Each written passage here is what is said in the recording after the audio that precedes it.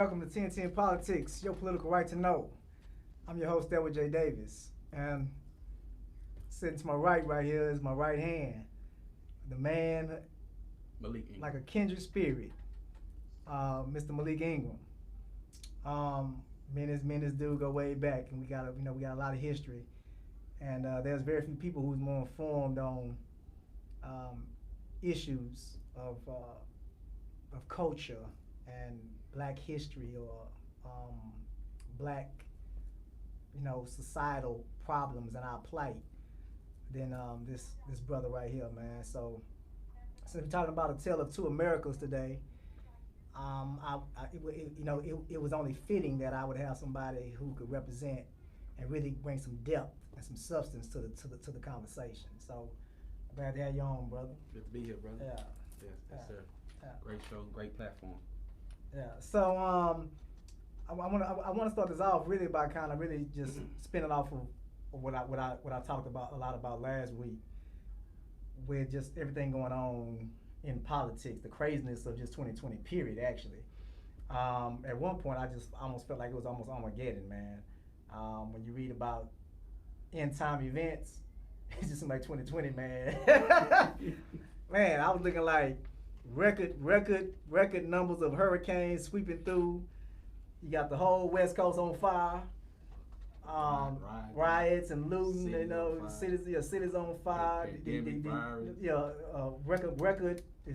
Record unemployment and economic downturns, and the pandemic that's just no end in sight. Estimating another 200,000 plus will be dead by February just in the U.S., over 1 million globally, and we know that in a lot of states right now is picking up steam. I think in Wisconsin they were just saying how they have to make makeshift hospitals right now because they done ran over capacity, and we know once it gets there, people start dying quickly because now they got to start picking and choosing who gets a ventilator, who gets that extra attention that can save their life, as opposed to who's less important, and we gotta let them Absolutely. And so and we know that on the other side of that equation, those who getting the less help and most likely the most expendable gonna be people of color, right? Of course, absolutely. That same divide we're talking about, right? Because we know that the Tale of Two Americas originally was talking about the haves and the have-nots. We just always have represented most of the have-nots, so now it really reflects more of a white America, black America, right? Or white American people of color. And so let's just kind of dive into that. But again, and then again, just like I said, all the craziness, man, like just who we have as a president, all of those antics and the buffoonery that takes place and was supposed to be the most powerful and prestigious position in the world. And now we have, white supremacists trying to straight up pull a coup and kidnap a sitting governor and assassinate her on live TV like some Taliban, Al Qaeda type stuff. Yeah. You want to talk about it? Yeah, just a little bit, and then we're gonna actually show this clip of the some of the suspects, if you will. You want to show the clip first? So I don't think that the right clip is even up. It ain't looking right, engineer.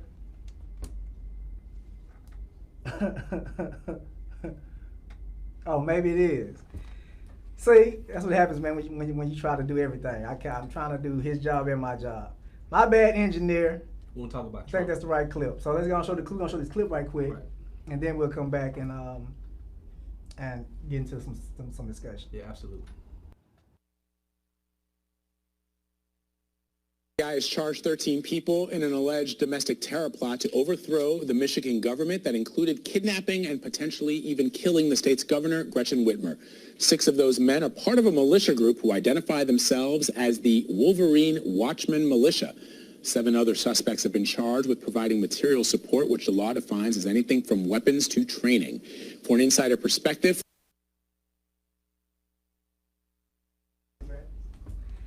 Yeah. So, yeah. Again, we know the details of it, but that specific clip shows the suspects and the current sitting FBI guy that's director over the FBI, who actually was a part of the sting that planted the the undercover agents that helped to unravel the whole thing. And these cats had full-blown Mission Impossible plans in place. You know, encrypted messages, underground meeting rooms and tunnels. You know, training in explosives and military-grade weapons, blowing up bridges, killing police officers, getting away in boats, and it's gonna be a kidnapping of a large degree. 2020 has been a very momentous year, but we need to understand Trump. I think a lot of people have a misunderstanding of who Trump is and what Trump represents. You elected an ideal and not a president. Trump represents an ideal of white supremacy. He represents nostalgia for those who are racist and have the ability to come out and be more racist. Trump gives that a green light. So if you're looking for a president, you're looking for the wrong person, because he's not a president. He represents an ideal. And they elected the ideal of Donald Trump, and this ideal of Donald Trump has fueled white supremacist ideals, has fueled insecurities among white people, and made white people feel good about being racist. He's made that more comfortable and more socially acceptable by his own rhetoric. In this situation here with these guys, he fueled that on by his own rhetoric. If you look at any of his tweets, you look at what he speaks about and what he talks about, he gives indications that that's okay. That behavior is sanctioned, is okay with me. Messages like Michigan needs to be liberated. Right. So if you're looking for a president, you're looking for a wrong person. If you're looking for a personality, you had Obama. So what Trump represents is the ideal, and that ideal has deep nostalgic beliefs in white people, and those people are feeling more and more emboldened and more comfortable to do what they're doing. And if you look at Trump like that, you got to understand also that social media created Trump. Trump is a social media phenomenon. The art of insults, the art of watching people get insulted, the etiquette, the decorum, has all been deeply extracted from the American psyche. We've been flooded with that type of ideal that's okay. So he represents that. Like reality TV. Right, he represents that. So America we all have played a part in creating this Trump. So you shouldn't be surprised on what you're getting, because you can't watch a video of buffoonery and watch this 90% of the time and expect your president to be presidential, or expect yourself to have some type of reluctance to watch him. You're not going to condemn him because you don't condemn the stuff you watch on social media every day. He's a reflection of that. We all created the Trump that we see. And there's no such thing as two Trumps. He's one person and one idea. White people, they don't care about what type of president he is. They want to care about the ideas that he formulates and what he promotes. And that goes back to even the whole idea of his how he ran his campaign, and the whole "Make America Great Again," right? What America are you talking about, right? Because you never cater to the America that brings people together and that caters to not only a unified body, but giving more to the have-nots, right? So you Make America Great, you talking about a different time, right? And what's great for white people great for who? is usually bad for people of color. See, it's not if you could say, if white people say white pride and that meant nothing, then it's okay. But every time white people become powerful or have that indication to say white pride, it always means something detrimental for people of color. It's never been white pride without any detrimental effects, whether it's socially, politically, economically, or physically towards people of color. So you gotta understand, when black people hear white people taunting white pride, we psychologically and historically know what that means. Because historically, it's always meant something bad. Man, we in danger. We're in danger. On some degree, some level, in some way. Right. So when you say "Make America Great Again," we know what that means, because when we talking about what America. Because if you say great in the '60s, that was bad for black people. You say great, what era was it great for everybody? That's the question. So I don't know when it was great, but see, again, we're talking about language. So he's speaking to that reality and that white psyche.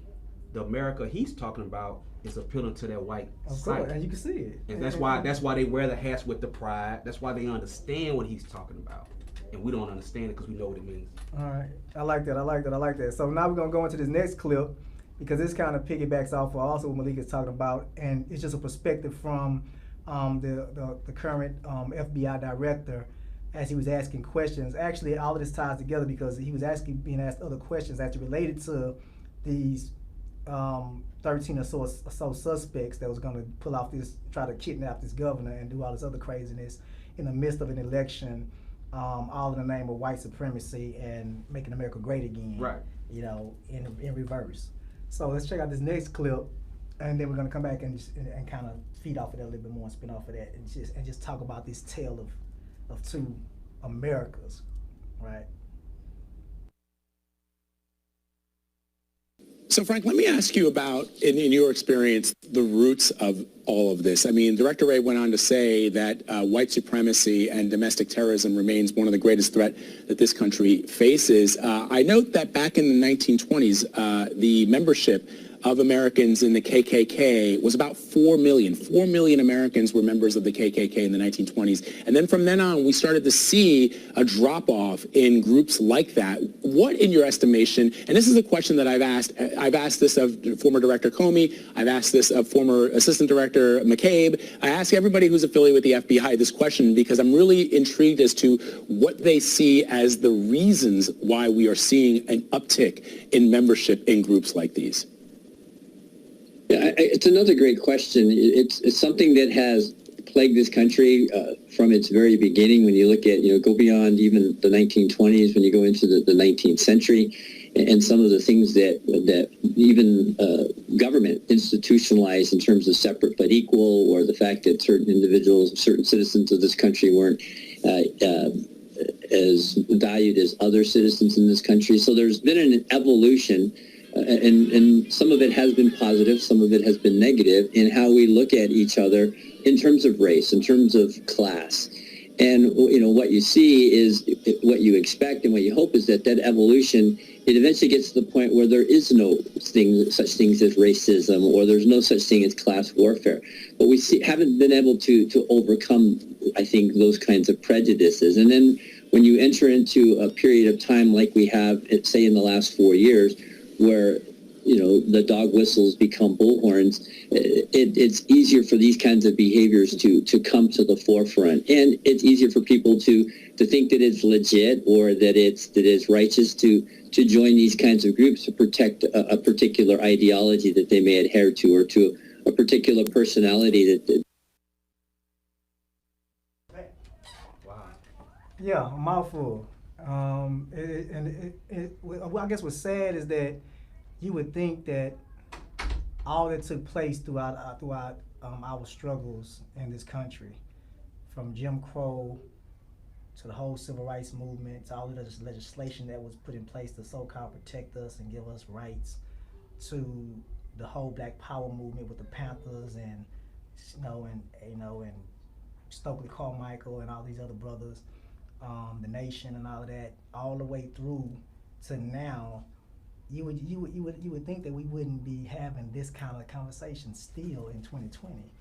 And it's sad that the whole Black Lives Matter movement had to kind of really propel this back into the forefront, right, of our consciousness. And now, finally, it just seems like everybody, either everybody gets it, or everybody's afraid that if they don't get it, they're gonna be on the wrong side of history. Right.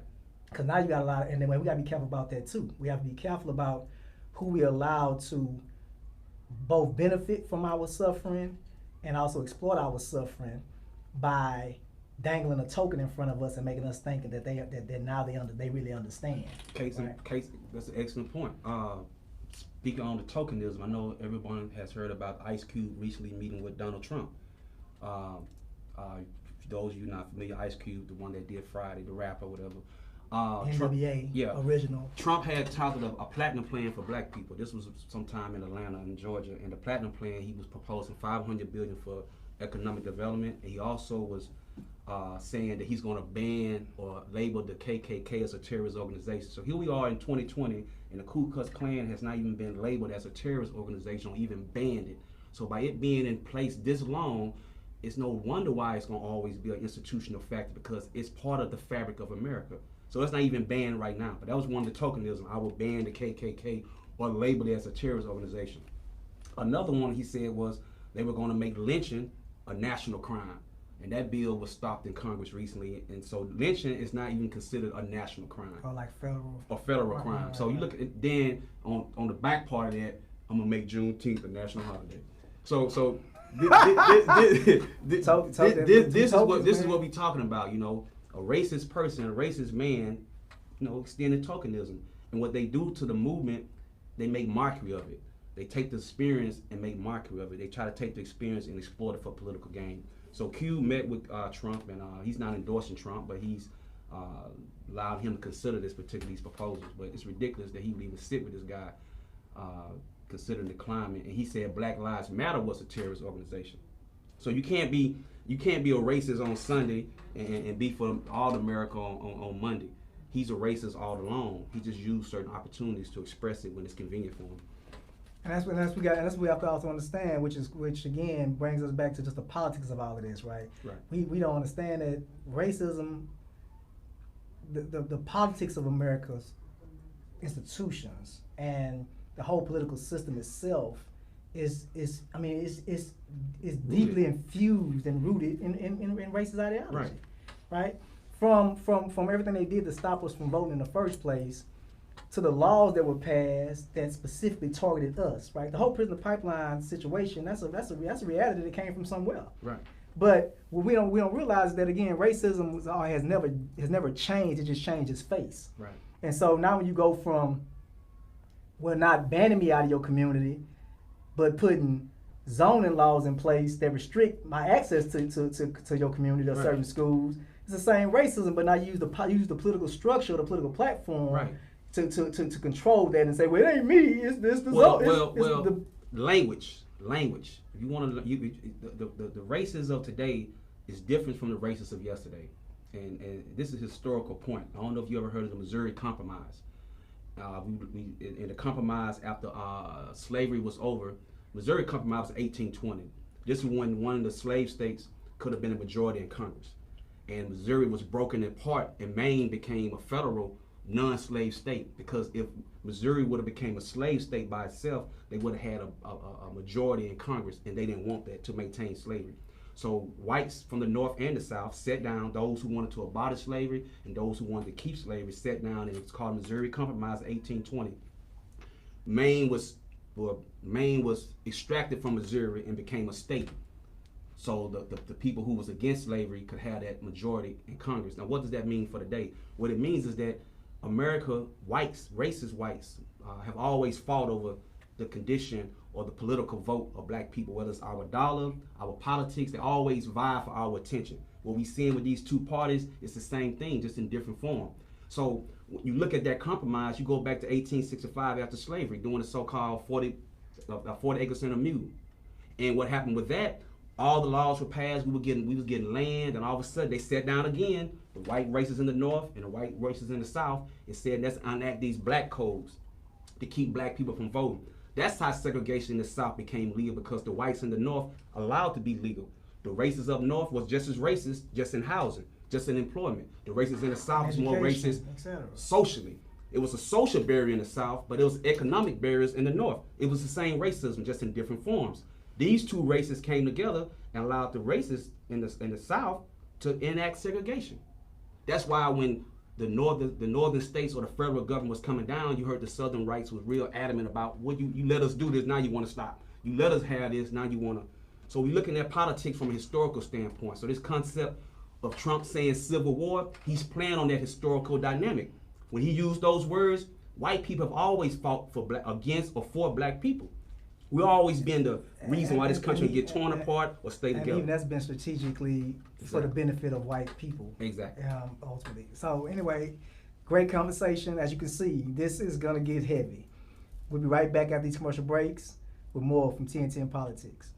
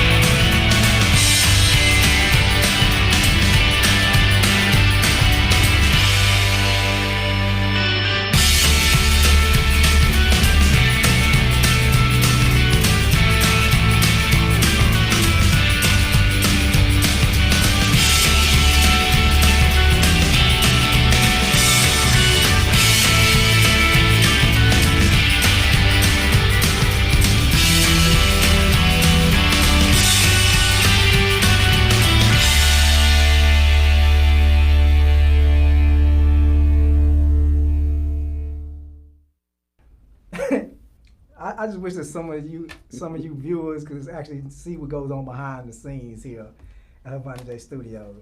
But y'all need to come and get you a show, get you a commercial done, all of that good stuff. We have some one-stop shop up here, but we have a lot of fun and we like family. But getting back to this very serious discussion about just the history of racism and politics in these two Americas. And by the way, anybody wants to call in, the number is 713-320-2434.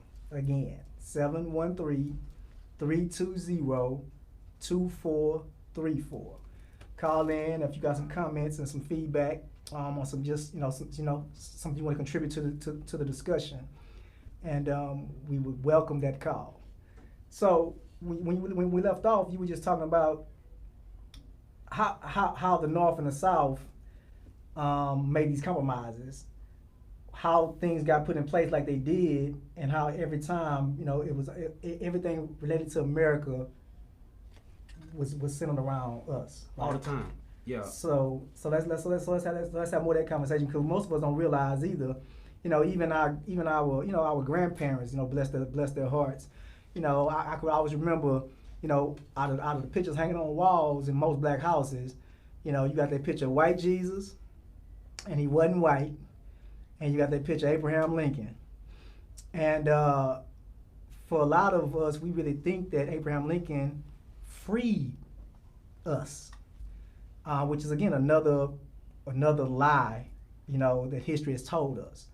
The reality is the Union and the Confederacy was already broken apart. He had no power over the Confederates to free us in the first place. He was not their president. So his order was really a null and void order, because you're giving an order to somebody who no longer accepts your leadership and your power in the first place. That's the first point. Second point is, if you read in his own diaries and his own words, his own documentation, he said that he, as much as any other white person, was in favor of the position, the status, the privilege of white power and white supremacy as any other white person. And had he been able to save the Union any other way outside of freeing the slaves, then he would have did so. So we need to understand that what he did was pure politics, had nothing to do with the genuine interests of black people and our human rights, and respecting and looking at us as human beings that deserved equal access to the freedoms and the opportunities that America had to offer. So I just want to make that clear, point, right? Because too often we this Abraham Lincoln freed us, and so even when Trump makes statements like I did more for black people than any other president since Abraham Lincoln, Abraham Lincoln didn't do shit for us anyway. So let's make that clear. We freed ourselves.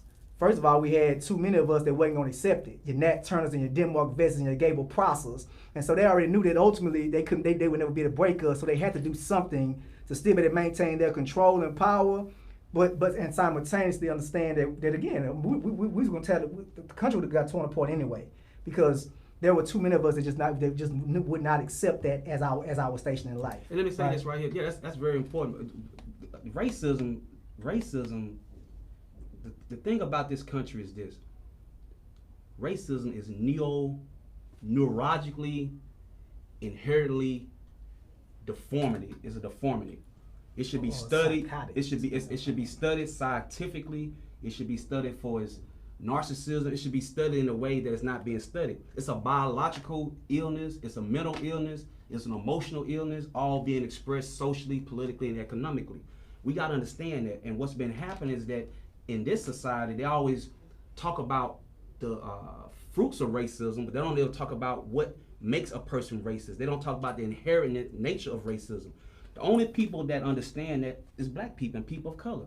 We are experts when it comes to that. But we're always the ones on the front line defining what racism is and what it's not. Defending ourselves. So I think in this country, they need to sit back and study racism, because this is a disease that has potential to destroy, or has been continually destroying this nation.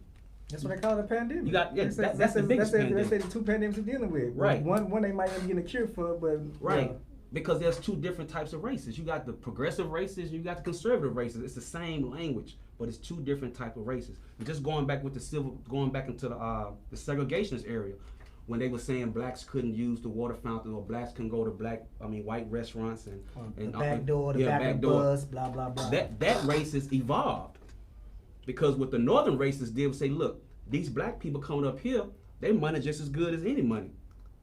They're spending in the stores. They're buying our shoes. They're buying our cars. So why would you want to not? Why would you prevent them down south from not buying into the system economically? So the southern racists was behind economically. Then they said, okay, let's lift segregation. So we're gonna lose your hotels. You're gonna lose all your economic progress that we had. You had Tuskegee Institute, which was considered a school where they was building shoes and concrete. Now it's a liberal college. You took all the independence from black people, and now you start buying into the southern system, the economic system. So the southern racists got smart. I don't like niggas, but I like nigger dollars. So now these two races, the northern and the southern races, is one country when it comes to the black dollar. And like you were saying, they would exploit the black dollar and don't have nothing to do with the black cause. All these people in the NFL and the NBA, these are tokenisms, because they know that if they don't support Black Lives Matter, them people go downtown and tear downtown up, which most of the games are held. These people was going to affect their money. Going to affect their money. These people don't care about Black Lives Matter. A lot of the players don't care about Black Lives Matter. But you got to understand that's what's going on. We got to understand that they're going to take our movement and water it down for economic gain. They're going to start making shirts by racists making a Black Lives Matter shirt. You don't know where it came from. You just wearing it because we got to understand that, man. I saw one in the store the other day. I'm not going to tell you the name of the retail chain, but it definitely went on by black people. And the shirt said, black culture is not a trend. Yeah, this idea. I'm like, like really, like how would you know? So again, so black culture, the black experience is trending now. It's a social piece. Black people marching again. You can't trend an experience, a human experience. That's something constant. But when they do that, they take away the humanness of our movement, and they make it just some movement that's gonna flicker out in time. So, man, y'all hear these Jews getting dropped, right? But again, what we want to do is make sure that things are put in historical context, because you have to understand that all of this is politics. Right. And everything that Trump doing is politics on steroid, but he's trying to bring back a different type of politics, speaking to a different era. But the language is what's important, like Malik keeps reminding you. If you listen to the language is so critical because they're saying the same thing just in a different way. But if you listen to the language, you'll know exactly what you're dealing with. And so we need to be careful about those about really paying attention to the conversations and understanding how to pick apart things to make sure that those who are speaking are really speaking, for us in our best interest. Because too often what we do is we fall victim to colorful conversations without really picking apart the language and understanding the intentions and the motives of the individuals who's speaking. Right? Another thing too, stop arguing online with people you don't even know. Stop thinking that you're making a contribution to the movement because you did a paragraph online on Facebook against a wannabe racist. Have these people that's on there trolling. Have these people not even real. Have these people that's getting you distracted. That don't make you activists because you can spit 4 or 5 lines against somebody who's talking about black people. That's not being involved. You want to get involved outside of that. But you see a lot of people going back and forth on these tweets and you this, your people ain't nothing. That don't mean nothing. Because half these people are not really who they are online anyway. Right. It's all the game to keep you busy on that, thinking you making a contribution. You're really just wasting your time. So historically, we talk about some of the so-called gains we made.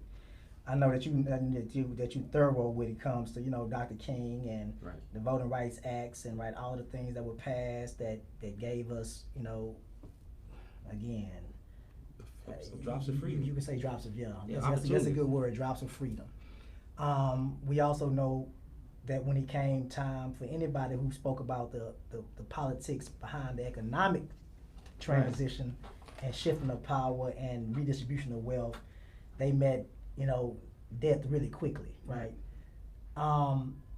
Let's talk about but again, it goes back to what you said. It's always really been about the black dollar, and the only reason they came together and made the compromise was to secure still their position, but in the process to get the black dollar. And while we ran to taste the white ice because we thought the white ice was really colder, or drink out the white water fountain, we fled to becoming consumers. Right. And now we are makers of almost nothing.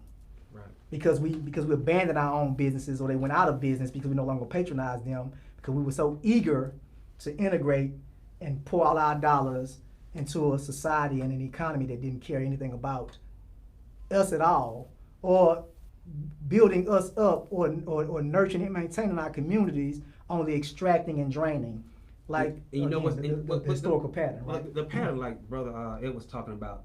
A lot of us talking about buy black now. You know how crazy this sound? At one time, all we bought from each other was black because it's all we had. And all we could do. All we could do. Yeah. The political laws in place. Right. It was hotels. You couldn't do nothing but support each other. We had our own businesses. Now, the flip side of that is this. This is kind of ironic. The main institution at the time that was against buying black and keeping in the black community was the NAACP.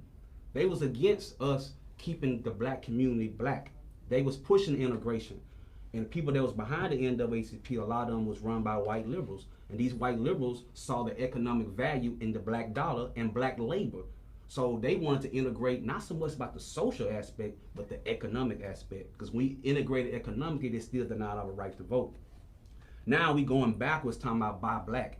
And for a lot of y'all that are not historically aware, that's an old saying. We going backwards because we think that black people never did business with each other. And you'll see people posting that, man, we don't buy from each other. What's wrong with us? You don't have no historical memory of us even being with each other long enough to do business with each other. So you don't have a memory of that. No, your only memory is the Asian stole down the street, the Arab at Valero, the guys. You don't have no memory of black people selling to black people. But that's a history of that.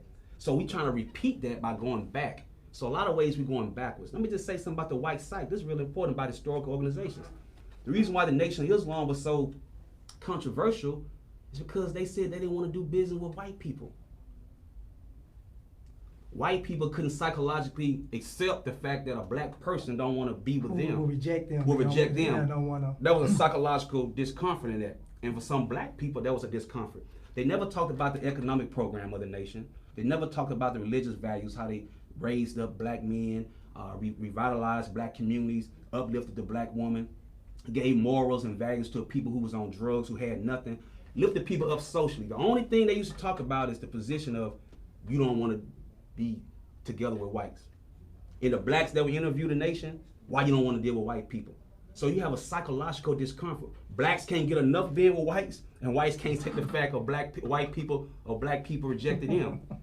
It's a difference between liking black culture and hating black people. You got people that like black culture but hate black people. That's a difference. And when you understand that, you understand why they can buy your stuff and enjoy you playing basketball, enjoy your sports, enjoy your social contributions, your musical contributions, but hate you as a person. So, you know, we have a relationship. The two tails is one people want to be with you, and other people don't leave me. No, stop. Yeah. It's like a slave master. I want to leave, but the master like, don't go. I'm leaving. No, stay. Love, hate. Love, hate. Love, hate. Number 713-320-2434. 713-320-2434. Look, it's too. This is too much to really talk about in one show, right. But you definitely need to understand the politics of racism, right? And that it is deeply embedded in the fabric of this nation, and the only way to undo that is to understand the historical context, so that you don't fall victim to the same conversation, right? The same language, the same, that same dynamic. And so we're gonna take a quick break, and we'll come back. I want you to listen to this clip by CNN's Cuomo, and he talks about the tale of two cities. We're gonna broaden that because we know really historically it's a tale of two Americas, the haves and the have-nots, and in some instances is metaphoric for white America and black America. We never see things the same way. And yeah, exactly, because our experience is just that, our experience, and it's for us to now interpret, right? Take the reins, control the narrative, and tell our story. Right. For too long we've allowed the story to be told by those who don't have our best interests at heart. It's no different than apartheid, and the apartheid government backing and producing the production to Shaka Zulu. You know what I'm saying? Playing a movie that twisted history in favor of the conqueror, not the conquered.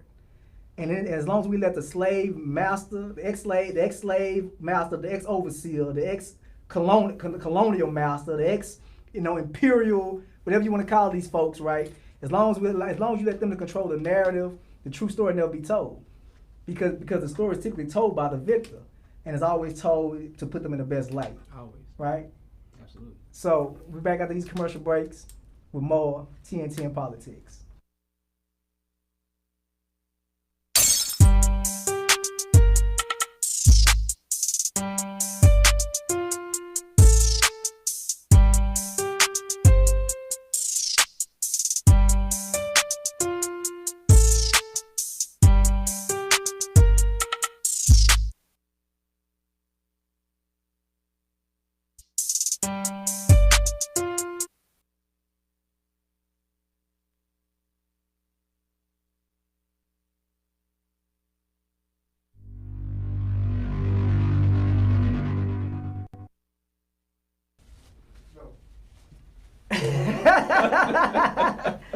Like I said, man, you might have saw a burp run by the screen. I'm telling you, the stuff that go on in the studio, man. This boy is sweating like we trying to run from the south to the north.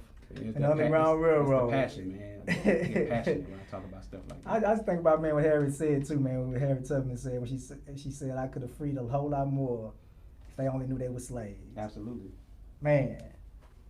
You got that master been good to us, and you got a lot of black folk who saying that right now. Like they don't like the rabble rousers. And the crazy part about it is Dr. King was moderate, extremely moderate compared to the other elements out there that was fighting for black liberation, and he was shunned by probably 80% of black churches in America. They were afraid when he came to town. Don't bring that here. We white folks been good to us, Yeah. and we don't want no trouble. Yeah. You know, and to Shun King, right? The peacemaker, right? The black Gandhi, like that just lets you know again how a lot of us really are afraid of the sacrifices and what it takes, man, to be truly free. And we're cool with tokens, especially if we can get house nigga status, and a master give us a little bit, treat us a little bit better than he treat the slave, the field nigga. So getting back to this conversation, cause I really want to. I mean, cause I'm just amazed at just how much things are politics and how we don't really see that, right? So even the whole school to prison pipeline, right? The politics behind incarceration, right? And how most people don't realize the first policemen were slave catchers, were the ones who were recruited. Right. To especially when they enacted the black codes and other laws that justified re-imprisoning us, which I don't understand either. That was also part of the compromise. It was freeing us and then quickly finding a way to re-enslave us and keep us the backbone of the American economy. And so, which was the criminal justice system. Yeah, of course. Yeah, the criminal justice system. So, which is where most majority of us are now. Right. Harsh sentences for ridiculous low-level crimes. The whole crack and cocaine disparity, right? Same drug substance, different outcome because one group used one more than another group. And so it was politicized, right? Who make the laws? Who decide what crime gets certain penalties? Right. Who decide 3 strikes you out? That's all politics. And so if we're not putting people in them seats, that's changing that narrative, that's rewriting those things in our best interest, then of course we're gonna get more of the same because it's institutionalized. Right. The very beginnings of policing right. was slave catchers. Trying to put your nigga ass back on the plantation. And what's crazy, I'm just sitting here thinking, and I've been knowing this, you know this as well, the KKK is not considered a terrorist organization. And you go back to the 60s with the Black Panther Party. They was considered a terrorist organization. Off the top. J. Edgar Hoover said this was the greatest threat to internal security of the United States was the Black Panther Party. Now, Black Panther Party was... the rising of a black messiah. Black Messiah. Right? We have to stop that at all costs. But the Black Panther Party was about politics. They was about politics, but that was the wrong type of politics because they were teaching black people to defend their community against police injustice. Now, policing the police. But what they did, they keyed in on that. They had a 10-point program. Whether you know it or not, the free lunches that people get right now in school is a result of the Black Panthers. They instituted free lunches. The free clinics The in your free community? clinics. They were doing free lunches, I take that back, free breakfast was done by the Black Panther Party, which later on became part of the school system. Yeah, the free lunch program. And the But clinic. that's politics. That's politics. But that politic was not a good politic, and it was labeled as a terrorist organization. Now the Ku Klux Klan, whatever politics they engaged in was death, and they're still not labeled as a terrorist organization. That's institutional racism at its finest.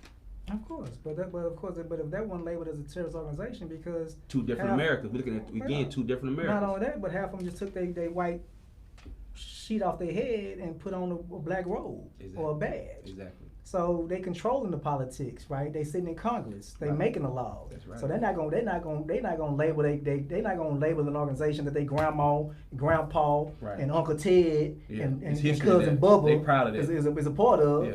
You know, how dare you? You know what I'm saying?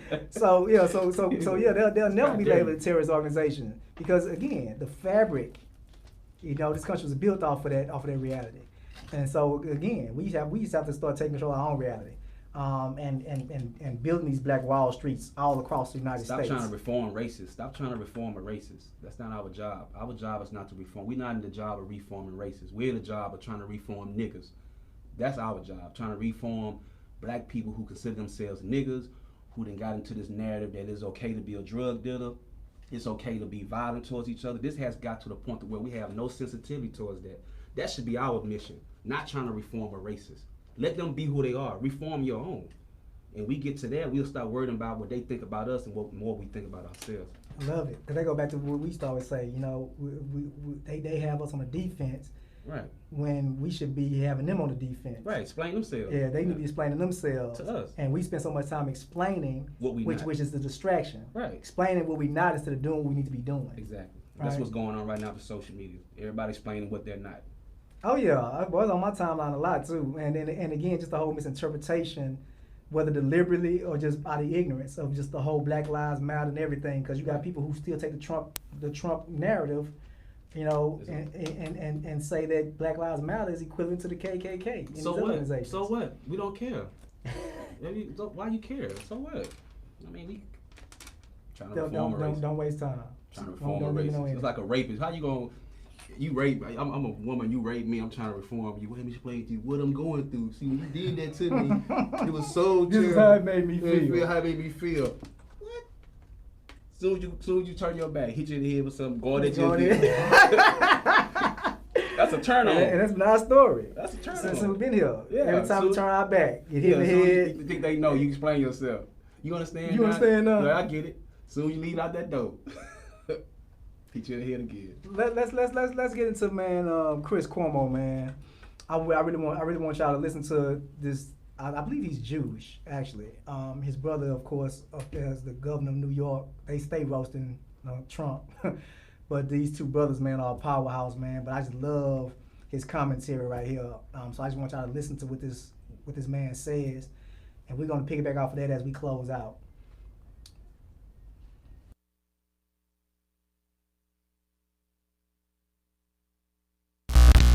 Keep ending up here, we'll never make things right. It isn't the rebels lighting fires. It isn't the media exposing the reality. The problem is the reality. Just look at the last 3 months. Forget about policing. Look at the toll of the pandemic. More people of color are getting sick and dying. Why? Less access to care. More minorities are losing their jobs at a faster rate. Yet they make up the higher percentage of those at work right now in jobs deemed essential. Imagine how that feels. Helping more and being helped less. They stand a greater chance, minorities, of getting stopped for wearing and not wearing masks. Those government small business loans, they didn't go evenly to the majority and minority. Most went to the majority. In one America, people rage for the freedom to get a haircut and a tattoo. The other is raging just to be seen and heard. One America says they won't wear a mask because when they jog, it's uncomfortable, not necessary. It's an affront to their liberty. One has renewed fear that going for a jog could get you killed. One America insists their need for football is so sacrosanct, there can be no kneeling protest on the sidelines. Sons of bitches. But is not outraged by a cop kneeling on this man's neck? Doesn't make it okay to riot, says the majority. But doesn't it depend why it's happening? A riot in Boston Harbor started the fight that amounted to America. Cities burned across the continent in 1968, again at Stonewall. In each of those cases, it was the minority manifesting a desperate plea to be heard and for change, just like now. A friend of mine, celebrated American and African American, asked me in a broken voice, why doesn't America love us? Why do they do this to us? And he wasn't just talking about this latest case, he was talking about all of it. And by America, he meant me. He meant you, the white majority. And you can listen to those who put it on the minorities. Violent, outrageous, lazy, they hate the majority, they don't comply with the police, they are the tyrants, look what they're doing in the streets. You're judging symptoms and you're missing the illness, and you know it. It was Nelson Mandela who said, when a man is denied the right to live the life he believes in, he has no choice but to become an outlaw. And you know this is true. More poverty means more crime, means more interactions with police, means less avenues to dignity, to power, to change, for hope, for respect of the law, and for optimism that drives ambition to live the American dream. Please don't just see the death of George Floyd. See all of it. Yes, this one is on video. And yes, it's so obvious. So that you can say, well, this one I get. It's not just this one. It's that the officers in it seem to be saying, we know it's wrong, and we're going to do it anyway. That's why the minority screams. Not just this video. It's the prosecutions that don't happen, the cases that aren't on video that you don't see, and the prosecutions that do happen of the wrong people, the punishments that are too harsh for the crimes minorities commit. It's the laws that make it harder to vote and easier to be out of a job.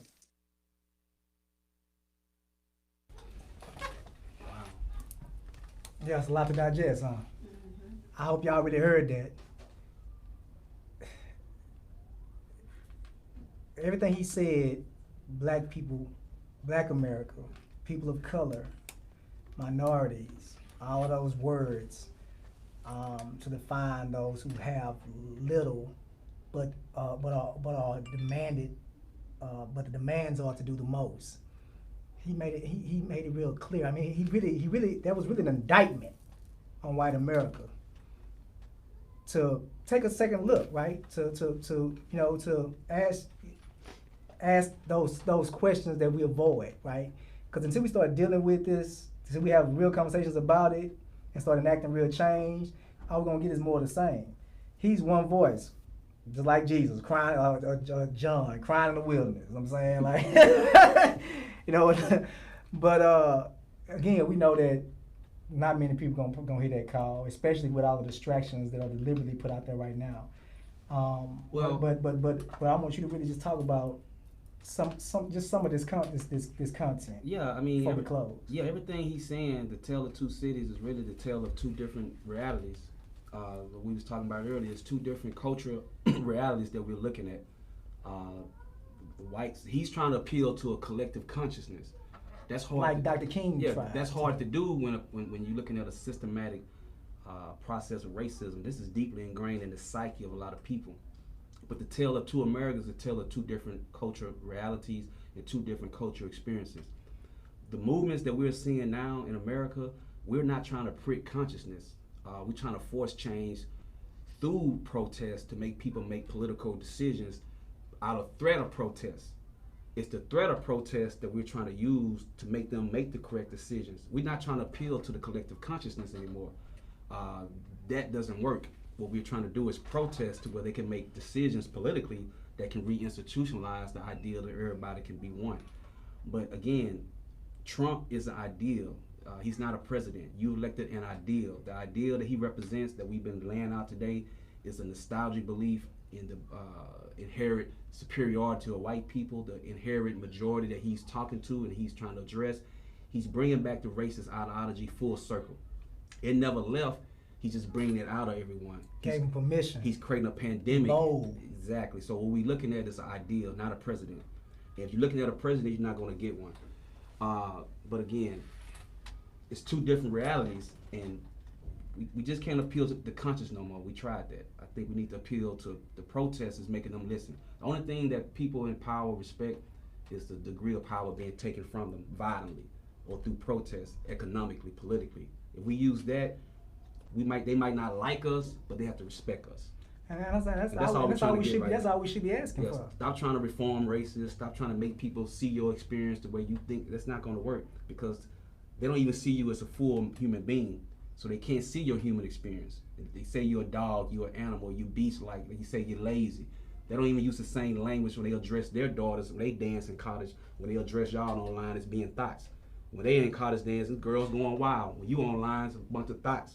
When the economy bad, you know what I'm saying, you lazy. But when it's bad, for them, it's, hey, just the taxes down, the economy bad, you can't find work. So it's a lot of things they're showing you how they look at your reality and their reality through the language. So you can't appeal to that. They're never gonna see you as equal, but they're gonna respect you as a human once you respect yourself. Love it. And we're gonna ready to close on that. I just want to remind everybody to keep tuning in, keep getting informed. The reality is, it is two Americas. We can't ever make them understand our reality. That's why up until George Floyd's foot on his neck, even what I would call people who are unconscious racists, most white America couldn't fathom that reality, because that's not something that they live in fear of. Right. They can imagine the police being outlaws, like on this level, but that's an experience that we know all too well. Right. We can tell stories about that from people that we just know in the neighborhood growing up, or even if we experience ourselves directly. Yeah, never understand it. And so just that one reality alone. And again, we talking about healthcare. That's politics. The man said we're dying at a faster rate because we don't have access to the same quality health care. Well, we got a president right now who's trying to get rid of Obamacare that actually protects people with pre-existing conditions, which we fall a lot in that category because of our bad diets, right? The diabetes, the high blood pressure, hypertension, right? All of those things that can make it easier for our immune system to be compromised and this disease to take us fast. But who determines what kind of insurance you got access to? That's a bill that's passed. That's legislation. Right. That's what Obama tried to put in place. So understand that everything that affects your life, where you can go to school at, what kind of job you can even get, right? What kind of health care you got access to. I mean, the whole quality of your existence is governed by somebody sitting down, giving a vote, striking some pens, and putting stuff in place that either gonna work for you or against you. Absolutely, good point. So your whole reality is politics, and it's deeply rooted in racist politics. So we gotta figure out how we're gonna navigate that and still come out on top.